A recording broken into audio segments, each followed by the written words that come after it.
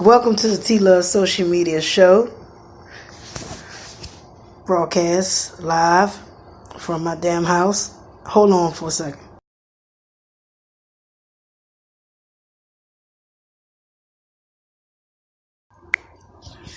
Yes, we are live. We are live. Yes, we are, ladies and gents. All right. Earlier today, I had left off with the Craig Mack. I did the Craig Mack video earlier today. And most of you who saw part one or heard part one was knowing that I broke it down to you about how Craig Mack was supposed to be bigger than Biggie and how he wasn't affiliated with Bad Boy Records anymore. And, he did his part by parting ways. Now, a lot of you thinking to yourself about all of these crazy alleged allegations and rumors, whether he was a blood sacrifice. Craig Mack was not a blood sacrifice. He had no dealings with the industry, ties with them anymore. The only one that came to support him at the funeral was DJ Scratch. And before we can really I said that in the prior to the other video. Let me just skip that. Master P, he said something that made sense. He said that they love you when you on top, but when you fall down, they don't fuck with you no more. And Master P right. Because although I'm going to take y'all back to a time where when 50 Cent came in the game and everybody wanted to be all up on 50, and 50 was new, he was hot. It was a time where everybody was on 50 and Ja Rule wasn't a new kid anymore. So everybody has their season, whether they're coming or going. And you really got to pay homage to Craig Mack because he pretty much paved the way for a lot of other people to come in the game to say, if I could do this, I could do that. A lot of people don't know, hardly remember him. Like I said, because he was not in the business anymore. He didn't have a desire to even come out with anything anymore in the business. So he took on to another life, which he went off to get into a more religious cult. And now there's rumors that is coming out speculating that the man who run the cult has some kind of he was on the sex offenders list. And a lot of people was kind of worried that Craig would go and join a religious group like that. I'm hearing all these allegations, but who's to say? He never really returned back to the music world at all. That's rule number one. And I don't think that this Craig Mack thing is going to be over with because despite his children, his wife, his family, they're going to benefit from his old hits, his legacy. Because it was told to me that every artist that has touched their hands upon Bad Boy Records, they seem to get fucked over. I mean, this is what I heard. I don't make these. I can't make this up. Y'all know when I make my videos, I cannot make this up. If you don't, do your research. So a lot of artists who were on the label,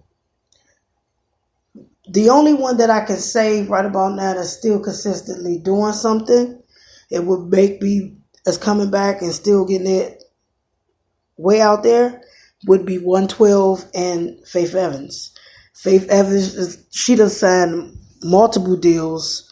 She had left Puff Daddy, Bad Boy Records, and went over to Capitol Records, and so on and so on and so on.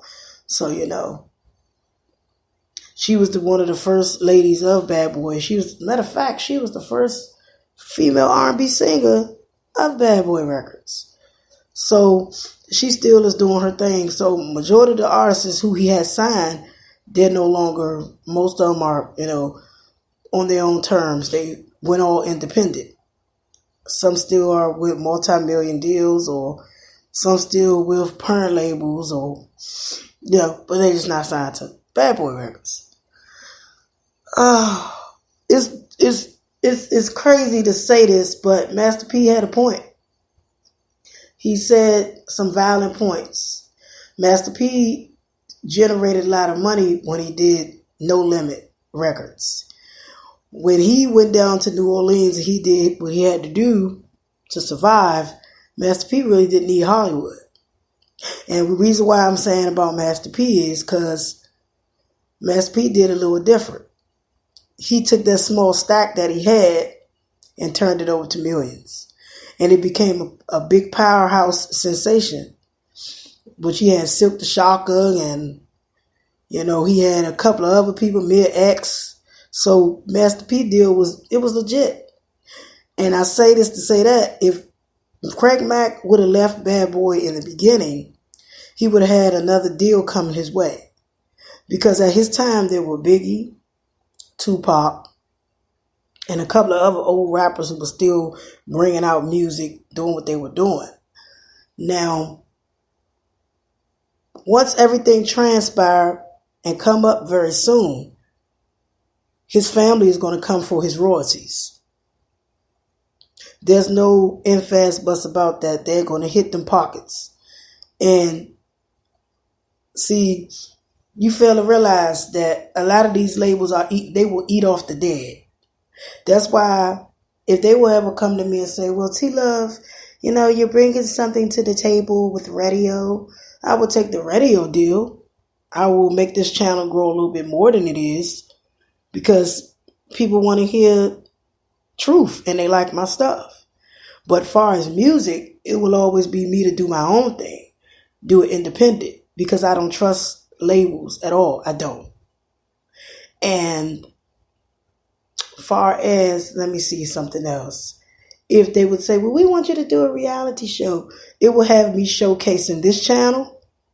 It would definitely have me showcasing me being in the studio, making my own music, maybe work with a couple of people in the music business, but it wouldn't have me to sign no deals. Because right now the internet is where you can do everything.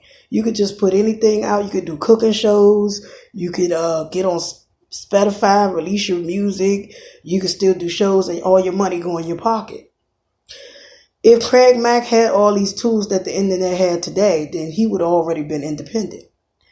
See, at the time, the independent world wasn't as big like it is now. Like you see Plies, he was a rapper who was once in the game with the full mainstream. He's independent. Then you see a couple of other artists that took off to be independent. You got Kai, she blowing up. You got a couple of other people that's independent. They doing their own thing. They putting it on Spotify. If Craig Mack would have done that and been consistent at that time, and it was like 1994, he would have definitely still been relevant. He made a whole trademark for a lot of other people, new hitters.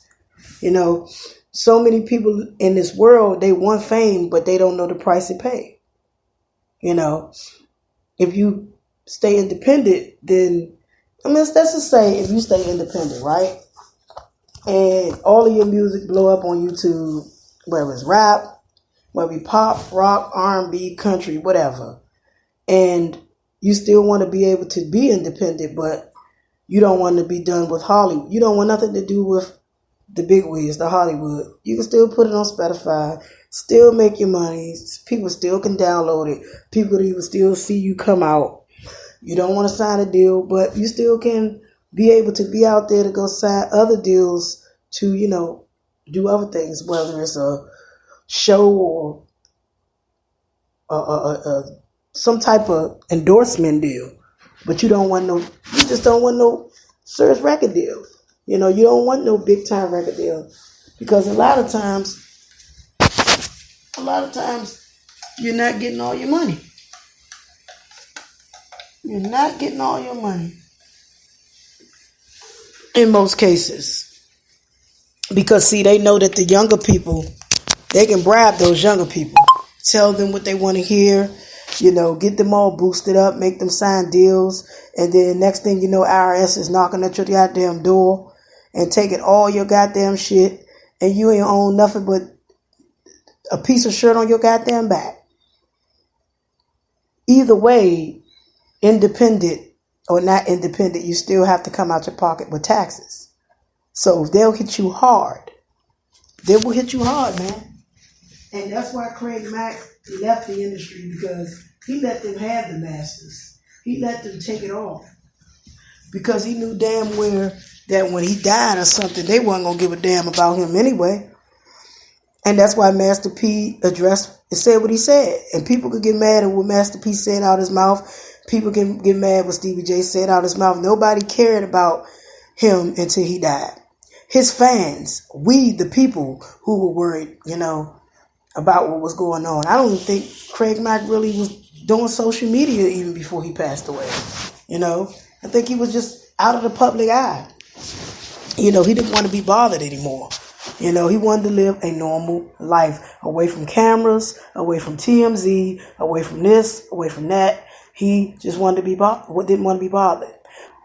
We don't know whether or not that he was going to go take Bad Boy or P. Diddy to court for his royalties, but if his family, friends, or whatever the case may be, listening to my shows, they're listening to my videos, and they're probably listening to way more people commentaries than mine, they're going to be coming for the masses, the masters. They're going to be coming for his royalties, and this shit ain't going to be over with. Even though there weren't anyone at that funeral, and he wasn't really out there as much anymore, they're definitely going to hit home, because Flavor in Your Ear is going to be played for centuries. It's never going to go away. His albums are going to consistently skyrocket. So by him dying, it's hate to say it this way, I'm gonna just keep it 1,000.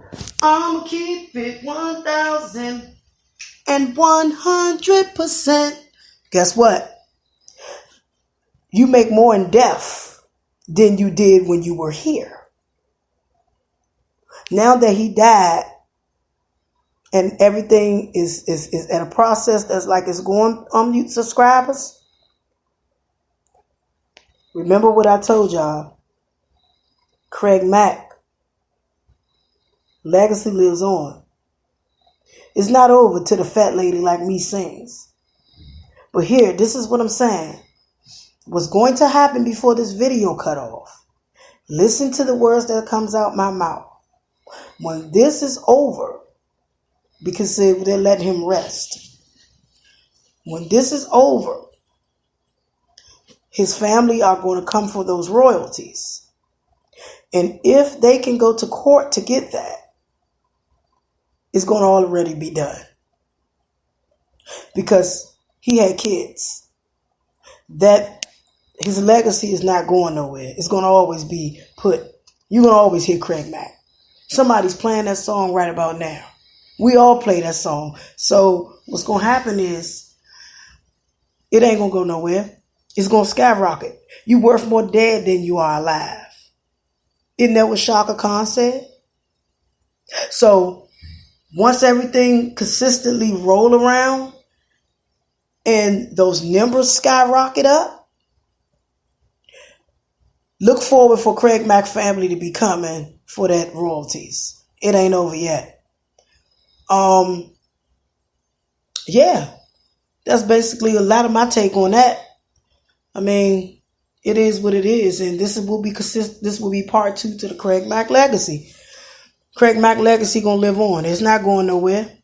He's gonna always be a part of hip hop royalty. And no, he was not a blood sacrifice. So get that out your heads. I know what you're thinking, but he wasn't. You think about that one. Subscribe my channel.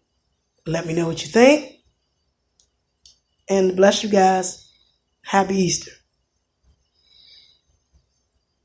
1.